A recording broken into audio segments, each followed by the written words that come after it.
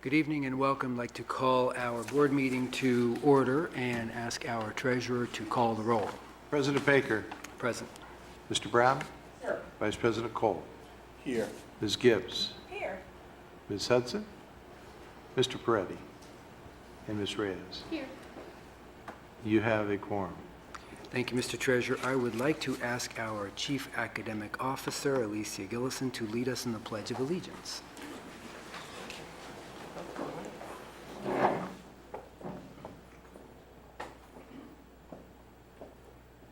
I pledge allegiance to the flag of the United States of America and to the republic for which it stands, one nation, under God, indivisible, with liberty and justice for all.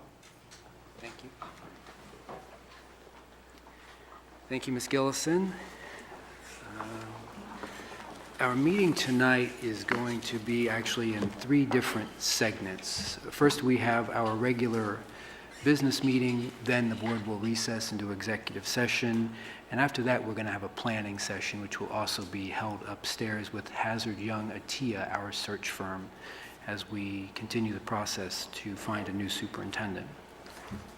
Just so you know, let's read through this agenda very briefly and then I'll ask my colleagues to adopt it. So we will take public comment. We do have at least one speaker this evening, after which we will hear from our direct reports. We will then consider our consent agenda. I will then entertain comments or announcements from my colleagues. We will then recess into executive session and then on to our planning session. We won't return to these chambers after we recess into executive session. So having said that, is there a motion that we adopt the agenda as presented? So moved. Second. Moved and seconded. Mr. Treasurer? President Baker. Yes. Mr. Brown. Yes. Vice President Cole. Yes. Ms. Gibbs. Yes. And Ms. Reyes. Yes. That motion carried. Thank you. Let's move on to public comment. So each speaker is entitled to speak for 4 minutes. When I call your name, please approach the podium and I will state your topic and requested board action. You will then have 4 minutes, which will be up on the screen for you as you speak. Our speaker is Mr. Fred Garrett. The topic, district grade reports, board action required, allow kids to bring home textbooks regardless of where they live. Mr. Garrett, good evening. Good evening, President Baker, Vice President Cole, Treasurer Bahoric, Internal Auditor Smith, members of the board, and Superintendent Dr. Good. On the 15th of this month, a front page article on the newspaper read, "Grades Bad for Local Schools." Further down the page, it read that there are 608 school districts in the state of Ohio, and that this Columbus School District is on the bottom. On page A6, it listed the grades of 5 Fs and 1 D. So here in Columbus, we have a school district that scored lower than all the districts. I guess they tied with Mansfield. Scored lower than all the districts, and we also have a school district that won't allow students to bring home books. Or I should say, won't allow students at certain schools to bring home books. Those certain schools happen to be mostly black. I don't think that is a coincidence. I have often said, even at this board meeting in the past, I have often said that one of the easiest ways to keep certain groups of people down is to keep them uneducated. If the students are not allowed to bring home books, then their parents can't help them. This also means they can't be tutored. So if, let's say, I'm a grandparent, but suppose I was a parent with a child in one of these schools, and it seems like most of the schools are failing, here would be my options. One option would be to keep the child in and allow them to fail, pass or fail, sink or swim. The other option would be to take the child totally out and put them somewhere else. Third option, which would be my preferred option, would be to leave the child here and work with them at home and help them. That option is not allowed in this district because we don't allow books to be brought home, so I can't keep them there and work with them. A former school board member by the name of Bill Moss had this to say, and I'm paraphrasing, I don't remember his exact comments. He was talking about the condition of the schools at the time when he was on the board, the failing conditions. And what he said was something like this: suppose you had a condition where things were reversed, where most of the students, suppose you had most of the students in this district were white and most of the teachers in this district were black, and we had these high failure rates. How long would that condition be allowed to exist, and how long would those teachers be allowed to keep their job? Black teachers, white students, high failure rates. And those are my comments. Thank you very much. Thank you, Mr. Garrett, for being here this evening. Are there any clarifying questions from board members? Thank you, Mr. Garrett. We appreciate you taking the time. And I do not believe we have any other speakers at this time. We do not. So let's move on then to our executive reports. So I'd like to call on the superintendent to provide his report to the board. Good evening, Mr. Superintendent. Good evening. Thank you, President Baker, Vice President Cole, members of the board. My comments tonight will be brief, recognizing the full agenda of the work before the board tonight. I would be remiss, however, if I didn't take a moment to talk about the confusion that's caused each year by the Ohio Department of Education's release of its annual local school report cards. I briefly mentioned it at your special meeting last week, but I wanted to offer a bit more insight to our larger audience this evening. For certain, the data behind the report cards is valuable. Any metrics that help us gauge test scores and assessment measures building by building can be used to refine our work and create new interventions. But the limited scope by which the state tries to equate those results into letter grades tends to create a misperception by parents and policymakers, and definitely with the news media, on the ability of the teachers and staff in a school and at the district level to give students a quality education. Because there are many ways to measure the success of our students and measure how we are better serving young people in every grade and every neighborhood. You've heard me often share before that we've boosted high-quality pre-kindergarten for our city's 4-year-olds, investing in more staff and more locations this year alone, and adding 22% more pre-K seats over the past 5 years. You've heard me say we led a dramatic turnaround in improving elementary literacy this year with a nearly 10% increase in reading proficiency by our 3rd graders, along with a more than 3% increase in math by 4th graders. And we've met or exceeded learning and growth goals in both math and reading in 88% of our elementary and middle school grades. We've also demonstrated with state testing results that there are no measurable gaps in achievement across gender or ethnicity in 5 high schools, 5 middle schools, and 16 elementary schools, far better than we were just 5 years ago. We've measured a senior success rate of 84.9% at graduation, with the class of 2017 earning $72 million in scholarships and grants to attend more than 100 different colleges and universities. And we earned recognition at the local and national levels, including 2 of the nation's best high schools, as listed by U.S. News and World Report. Even on the report card itself, the media and our critics tend to skip the fact that 13 of our schools earned an A on overall achievement. 16 more earned an A or a B on overall progress, demonstrating clear gains in helping students achieve more than a year's worth of academic growth in a single year. 17 of our schools earned an A or B on this year's report card for supporting these priority students, students that are deemed in the lowest 20% of achievement across the state. 6 more schools earned A's for best serving students identified as gifted or superior cognitive.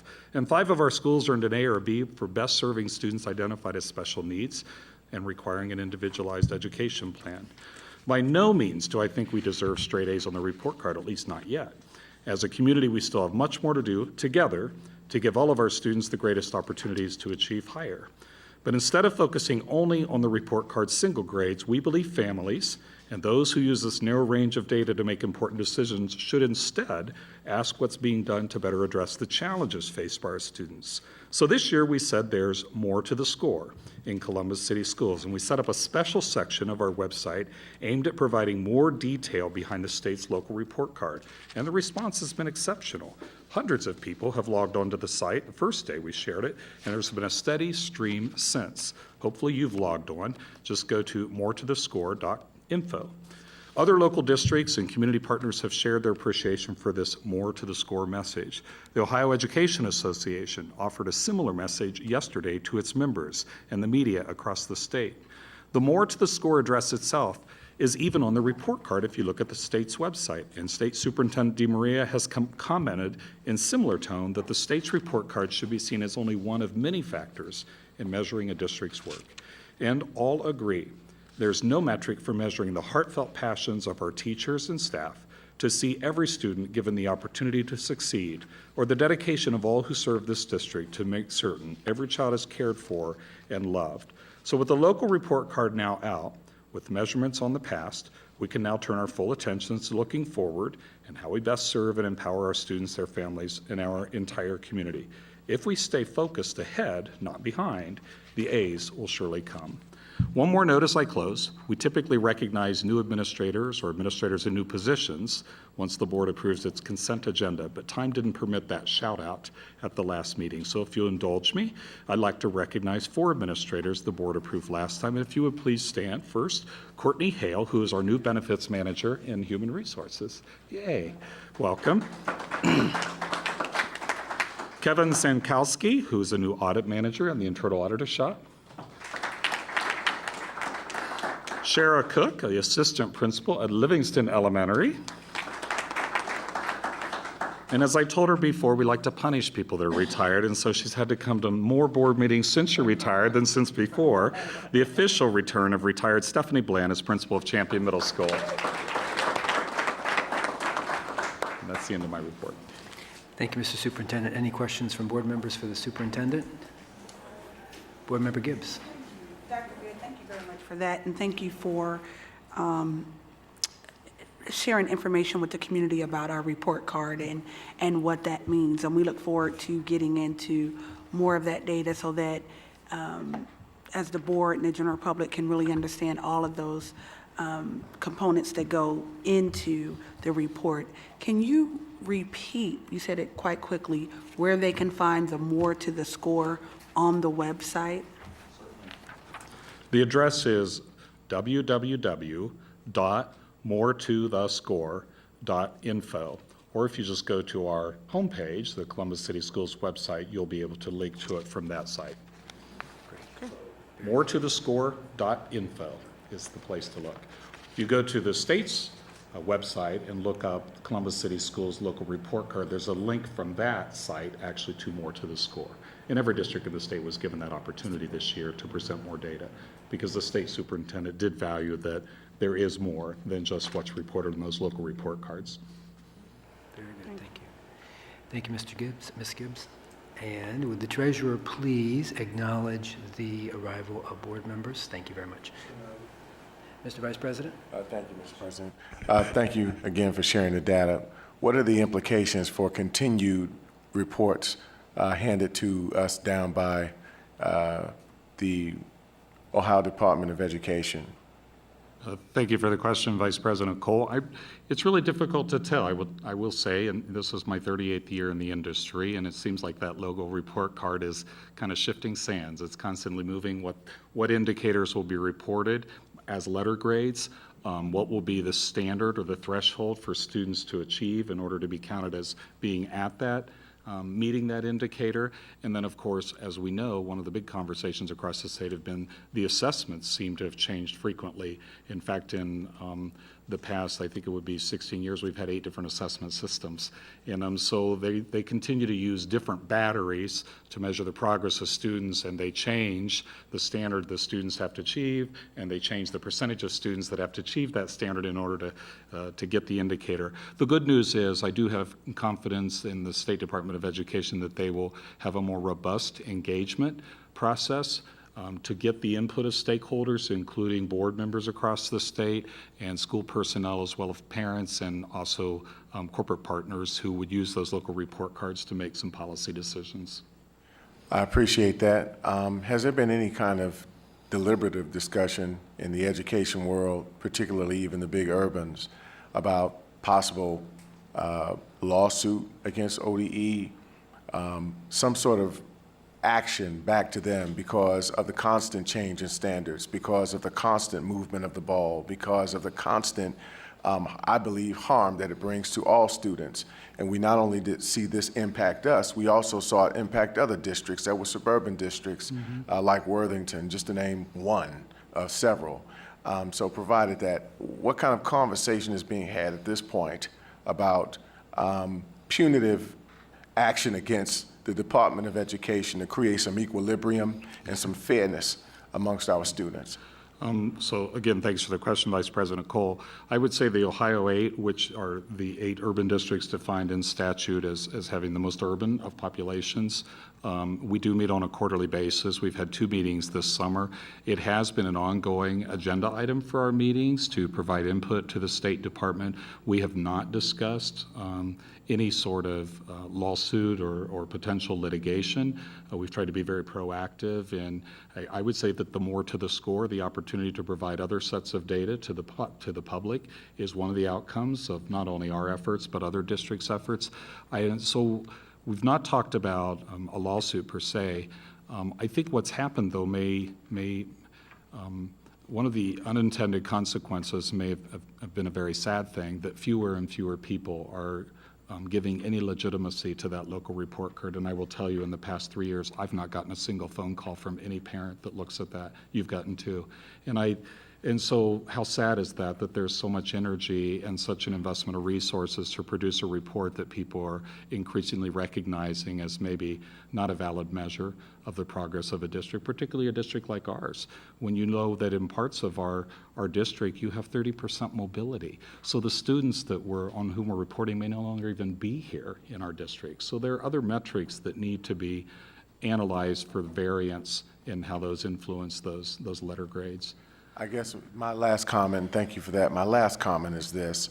I really think that there needs to be some broader discussion about litigation or some sort of action against ODE. And the reason being is that as much as people want to take credence or give credence to this test, at the end of the day, I know what happened in Youngstown. I know that Youngstown got taken over by the state because Youngstown for 4 years straight did not meet a certain academic standard. And if this is the kind of treatment and scoring that we will continue to receive, and that's why I asked you that question about implication, if this is the type of grade that we will continue to receive by ODE, despite our efforts or how the data may be able to be mined out and there's more to the score, at the end of the day, we could be in the same situation. And I don't want that in any way, shape, form, or fashion to happen on my watch, period. And I think that we need to have a serious conversation about fairness, equity, and how we get to a different standard, not only where they look at the other mitigating factors, if you will, but also we as a district, how we get back to the basics or reassess what it is that we need to do to continue to be in compliance or exceed compliance. Thank you. So one thing I would offer as a follow-up to that too, and just as, again, the indicators change, the categories have changed throughout the years, the sanctions for districts have changed. So even the sanctions that caused Youngstown to come under the particular situation they're in, that doesn't exist anymore. So it's a whole new process. And it's very difficult. It requires a lot of energy to try to focus on what the new metrics will be and what the new consequences of not achieving those would be. So we stay engaged in the conversation. If it's the will of the board that we assert through our legislative and litigious means, that's certainly something we can explore. Thank you. Board Member Gibbs? Thank you for that, and thank you for those questions, Board Member Cole. As for me, I would be interested in what our legislative advocacy team is planning to do. All of these things, regardless of what shows up on the screen, all of these start and end at the State House, and it is those legislators that decide the rules, that pass them down to ODE, that says these are the things that we are going to do. So there is a large, again, advocacy needed for public education for all students, public, I suppose, or private, in the state of Ohio, to at least have a consistent measure, to have a reliable test that we can all depend on.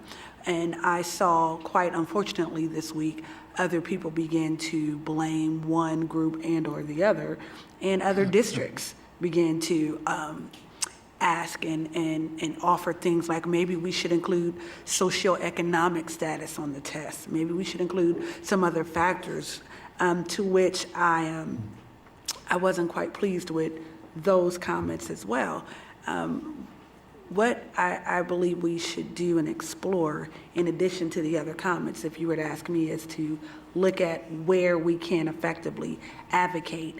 And when that stops being effective, then let's talk about other courses of actions, because we've talked and talked and talked for the last 3 or 4 years, and what we've been able to get out of our state legislators in terms of change for the test has been just more change, but I'm not quite sure it's been for the better. So we just want you to, make a change, have some people, and develop an action plan where all parents can call. You might not have got a lot of calls, but Facebook was on fire, for the past week or so. And so giving our families and our communities a very directed point of action where they can advocate as well, I think will help us. So I'll be looking forward to see what our legislative team and our public policy team comes back with in terms of plan of action on how we can come up with some concrete terms. And the State Board of Education isn't off the hook on this either. And I would agree with you. I think we also have a good advocacy arm through the Ohio School Boards Association, and so that's an avenue. I also think we ought to make certain we continue to advocate to have that cap removed so that we're reclaiming some of the $85 million would help us put in those interventions and remediation efforts that'll support our children. Because I would agree with you, your demography is not your destiny, so we need to make certain that we have the resources aligned to where we know we can make a difference. And how this informs our own strategic plan that's under development, as you know, it gives us very specific kinds of targets each of the next 5 years and addressing both on the macro and the micro level. So Dr. Stanford and I were talking about that just yesterday, and it's just about to the point where we'll vet it with the board, take it out to the community, get their input in it. So again, hopefully by the end of the calendar year, December, we'll be able to publish that roadmap for the future. But it's a long process, and this local report card data was another piece of that populates some of those goals. So we're on the right path. I don't disagree with anything I've heard. Resources are certainly at a premium, of course, and that's why I think we need to continue to talk about that $85 million we're not getting for those 18,000 students that are not funded. That's true. That's true. And also, just the one last thing, I think we also have to say, when you talk about very scarce resources, time is definitely one of them. So for every person who is in charge of every minute of time for our young people, we have to leverage that time more wisely. That means making sure they read those 20 minutes a day, making sure they have books, making sure those after-school programs understand where they can be aligned with curriculum and with our data and the benchmarks that we need to set, making sure they get to bed on time, making sure they're fed. There are a lot of other community partners and far more than $83 million that our community has entrusted to them to help support students. And so as we look at our plan, I would also hope that we can find a way to reiterate and to re-educate in some areas, ways that both our parents and our community can continue to help us overcome those areas where our students do need more help, to help them perform better and to help them do better, and not just these tests, but in learning and educating as a whole. Thank you. Any other questions or comments on the superintendent's report? Hearing none, thank you for your report, Mr. Superintendent. And let's move on now to our internal auditor. Madam Internal Auditor, have you anything to share with the board this evening? Yes, I do. President Baker, Vice President Coe, and members of the board. At the August 24th, 2017 ANA committee meeting, the committee heard a review of the IT dedicated risk assessment. The purpose of the risk assessment is to guide the work of the Office of Internal Audit, so we focus on those areas of greatest importance to the district. The work produced a tentative multi-year audit of various processes within the IT area. The nice thing about this risk assessment was that it was specifically focused on IT. We were able to expand the review to cover 11 processes within the IT area. We were also able to rank each of these processes from a maturity process, the lowest maturity process being ad hoc all the way up to optimal. The committee also had a discussion of the IT audit report, but because of time constraints, we were not able to go through the entire report, so the report was not released. At our September meeting, we will pick up the discussion where we left off, and once the report is released, the final copy will be placed on the district's website. The Auditor of State conducted their opening meeting for the FY 2017 audit. They anticipate running the audit the same as in prior years and being finished and issuing a report in February. Mr. President, this concludes my report. Thank you very much, Madam Internal Auditor. Are there any questions from board members for the Internal Auditor this evening on her report? Thank you very much. We appreciate that. And let's move then to our Treasurer. Mr. Treasurer, the floor is yours. Good evening, and thank you, President Baker, Vice President Cole, members of the board. This evening, I'm going to go to the highlights of the financial report for the months of July and August, the first 2 months of this current fiscal year. This report was reviewed by the FAC at their meeting last Thursday. We began the meeting with some discussion of the preparation of our monthly plan, which is what we measure our actual results against to examine and discuss variances to that plan. In the past, we've used just the single prior year as a good indicator of what we would expect in terms of cash flow month to month. And this year, we've delved a little bit deeper and looked back 4 to 5 years, identified some anomalies to try and eliminate those, but trying to get just a better indicator of how the flows would go month to month. And even as we prepared this report, we found some other anomalies that we may need to work out. So we're honing down on that and getting better as we go along. So for this time period, this is the first report to the board for this fiscal year, and it encompasses 2 months. We reported that revenues are exceeding plan by about 6%, or about $18 million on a plan of $282 million.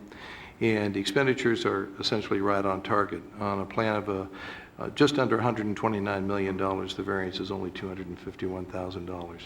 They didn't even register on the percent variance chart, so there's nothing to report there. We delved down into revenues. The highlights were in property taxes. We are up about 6%. This variance represents about 67% of the overall variance. I had informed the committee not to be too excited about the $12 million favorable variance. Again, this could be one of those anomalies because during fiscal year 17, we only had half of a year of the new revenue from the levy that was approved in November of 16. And so there may be some percentage, month-to-month percentage differences. We'll obviously know more as the year progresses, but this isn't something to say that we're going to be over planned for the entire year. We'll have to wait to see how first half collections in January begin to come in. State aid is pretty much right on target. I informed the committee that, as is standard, these first few months of payments from the state of Ohio are based on last year's enrollment numbers, and we'll get a better picture of what that actual state aid number would be when they begin to use updated information in October. I've heard numerous times here lately, we've talked about the cap, and although this wasn't part of this particular month's report, since we're talking about revenue, I'll add a little fuel to the fire, and that is that $85 million is per year that we're not receiving. So in a 5-year forecast, that's over $400 million.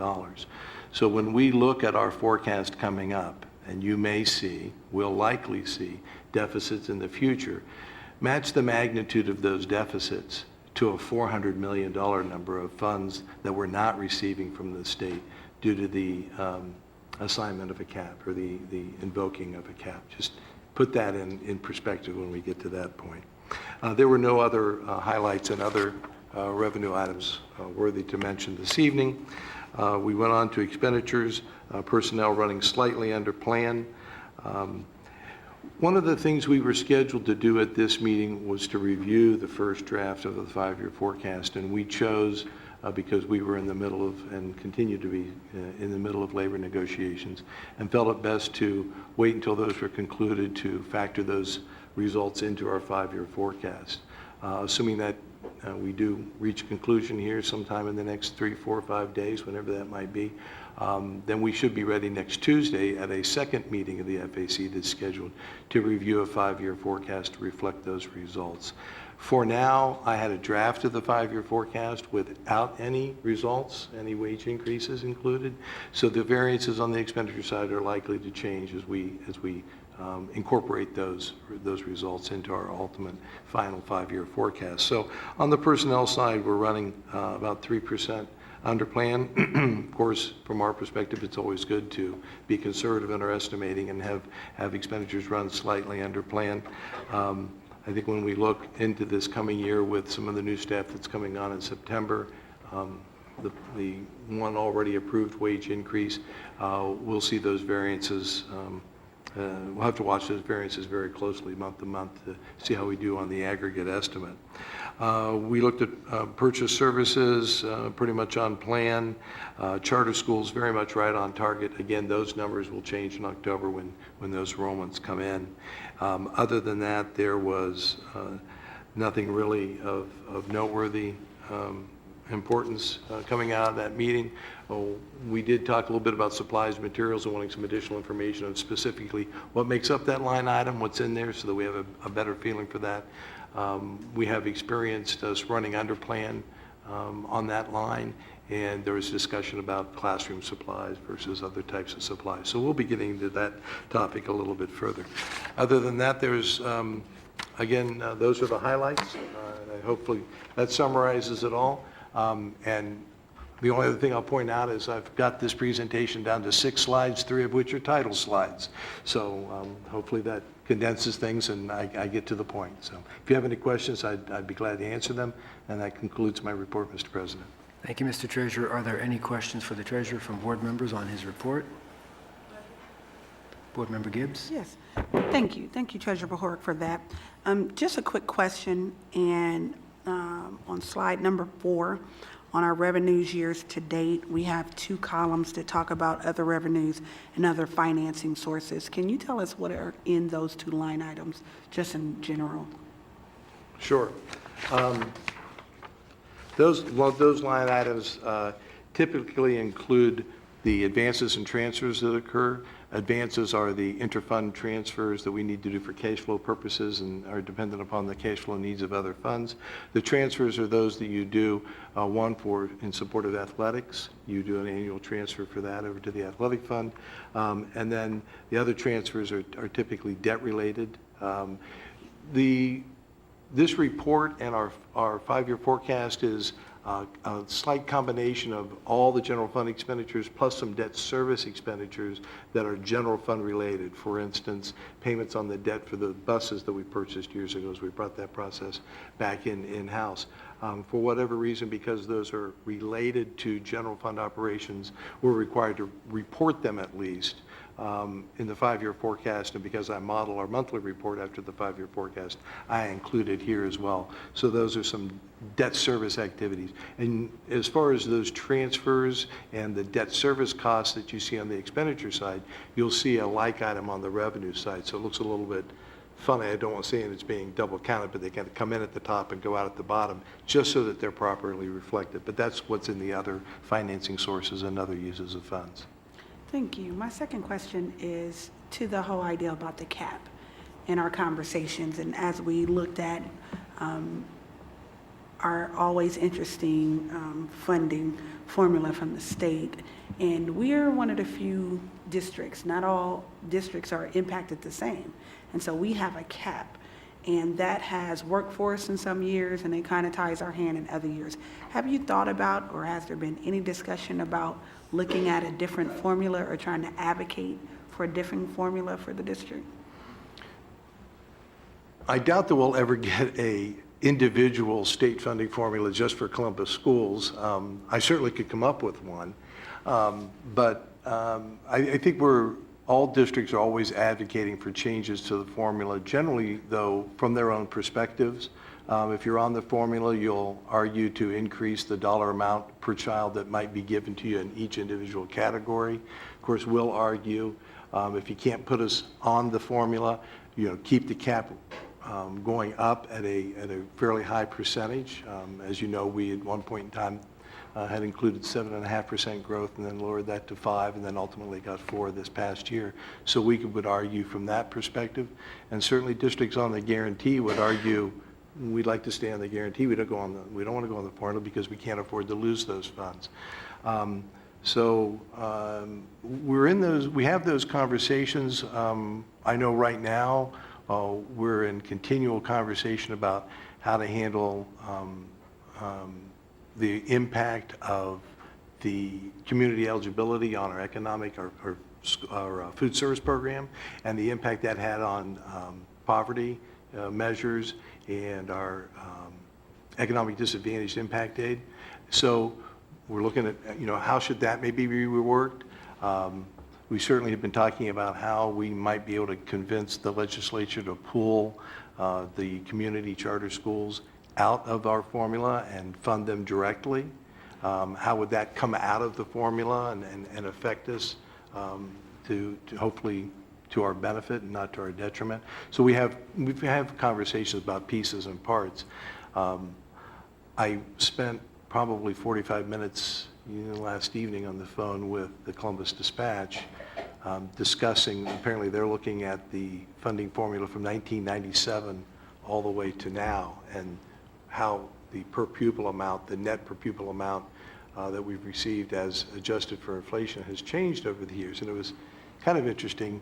The reporter said to me, you know that you're getting less per pupil on an inflation adjusted basis than you were in 1997?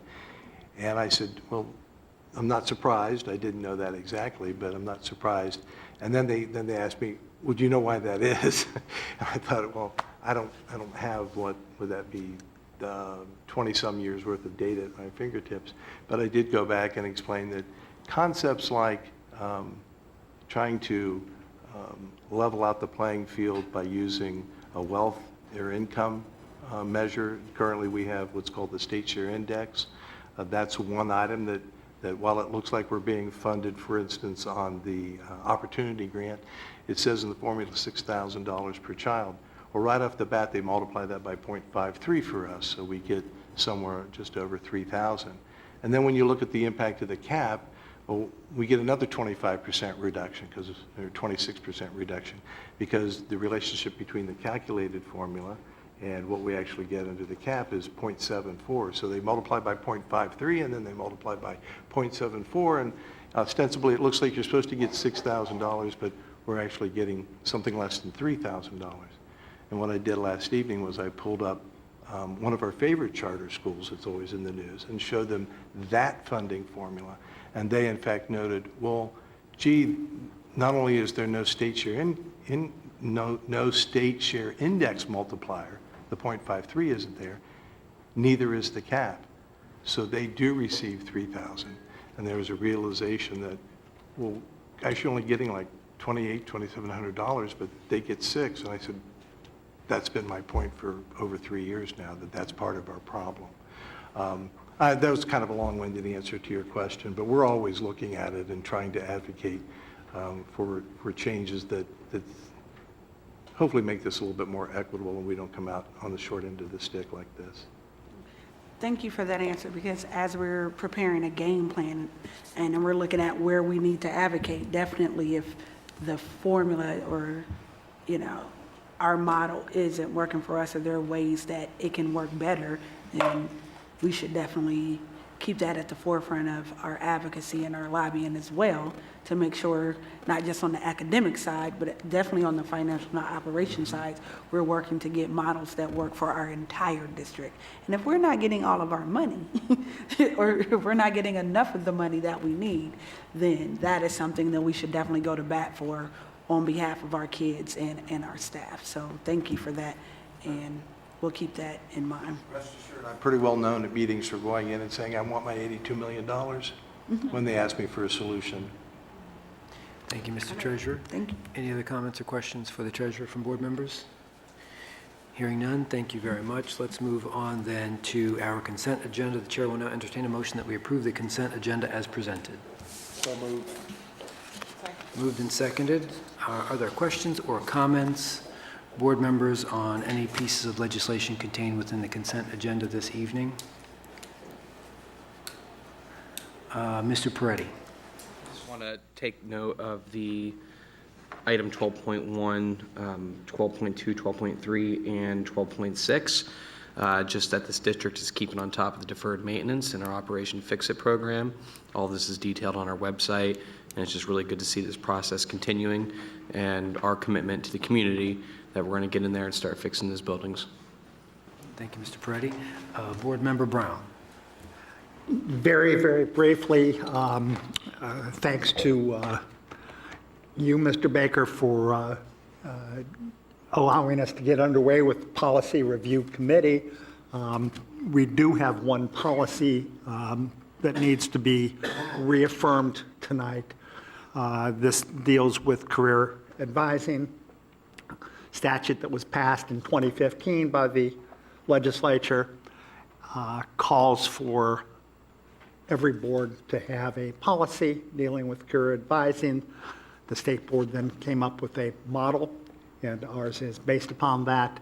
But the legislation does require reaffirming the policy every 2 years. So here we are doing so.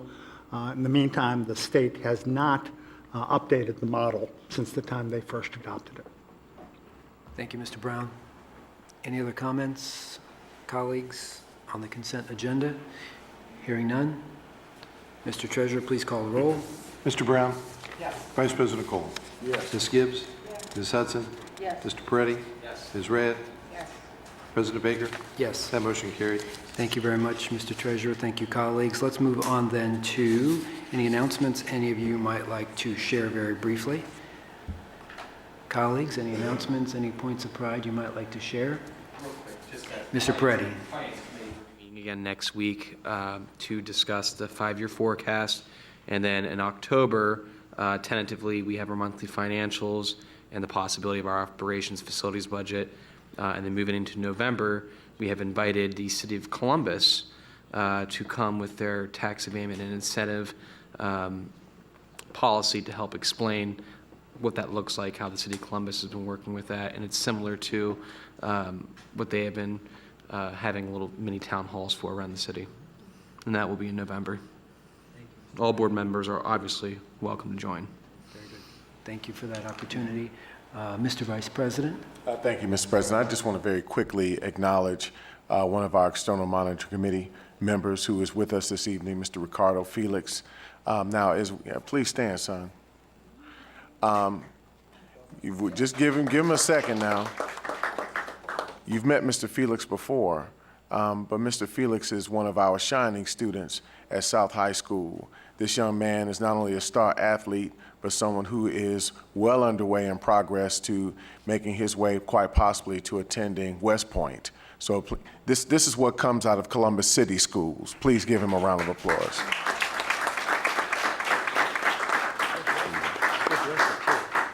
Thank you, Mr. Vice President. Thank you for being here, Mr. Felix. We appreciate your service on the committee. Yes, that would be nice to have on the local report card for sure. Board Member Reyes? Thank you, President Baker. Just want to highlight, if you have not visited our apps or some of our news, that we had the pleasure of hosting Senator Sherrod Brown at the Columbus Alternative High School, where he talked to our students. I think that's first and foremost, before announcing his support for the 21st century schools and funding that through a multi-billion-dollar contract. And what I appreciated is he really was engaged with our students. Our students had the opportunity to converse with him, talk to them about some of the issues they're advocating for. I had the pleasure of talking to him about DACA and how that affects our students via their parents or their future as they make decisions to move forward into higher learning, just thought it was a great event. I don't know if the superintendent would like to say a little bit more about it. Superintendent? Well, thank you to Board Member Reyes. Absolutely. It's always an honor when our elected legislators choose Columbus City Schools to make announcements, and this $100 billion bill that's being introduced would definitely support the renovation of as many as 64 of our buildings that continue to be legacy buildings in our district. And we indicated that in exchange for our support of his bill, we would hold a place at the front of the line for those competitive grants. So I was grateful that the board attended, and I know Chair Brown is, or Congressman Brown is going to work hard to make this happen. Very good. Ms. Gibbs? Yes, thank you very much, and I'm glad all of you enjoyed a visit to my alma mater, and you can see where all of the greatness happened despite its condition. So yeah, I hope guys is definitely at the front of the line on that. But just a reminder to the viewing and listening public that the application for the Innovation and Reform Committee will be ready by Friday. You can go to the website under the board section and look up Innovation and Reform, and the application to be a part of the committee will be on there. So if you're interested and you want to share in a two-way dialogue about innovative ideas for academics, operations, or governance, please feel free to fill out that application and join us in that discussion.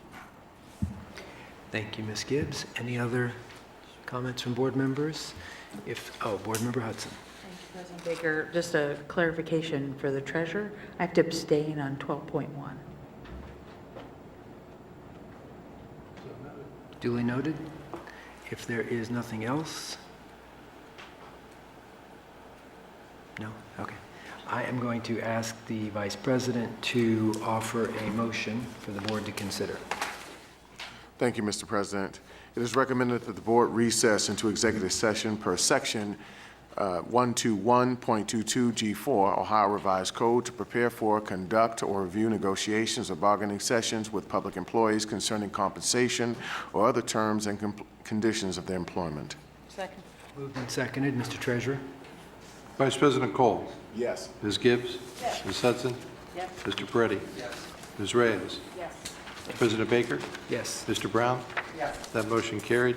Thank you very much. The board will now recess into executive session, after which it will hold its planning session with the search firm. We will not return to these chambers this evening. Good night.